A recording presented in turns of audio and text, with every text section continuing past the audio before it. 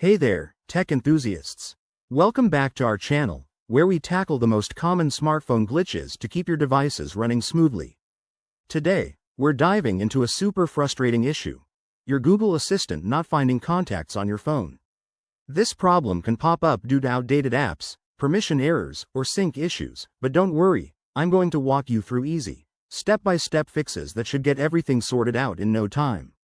Let's jump right in. First things first, make sure Google Assistant has the right permissions. Open your phone's settings, go to Apps or App Management, find Google Assistant, and check if it has access to your contacts. If not, toggle it on. This is often the culprit, as Assistant needs permission to read your contacts database. Next, check if your contacts are properly synced with your Google account.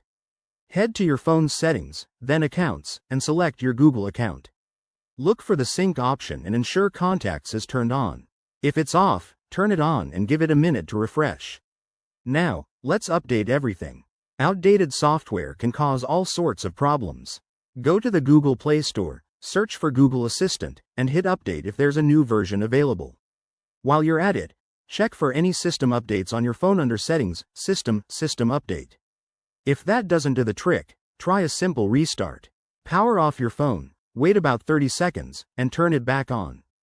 This can clear temporary glitches and refresh connections. Another effective step is to clear the cache for Google Assistant. Go back to Settings, Apps, Google Assistant, Storage, and select Clear Cache. Be careful not to clear data unless you're okay with resetting some settings. Lastly, if you're still having issues, re-link your Google account.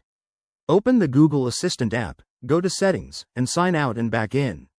This often resolves deeper sync problems. There you have it. Straightforward fixes to get your Google Assistant finding contacts again. Remember, these tips are based on the latest updates for 2025, so they should work on most Android devices.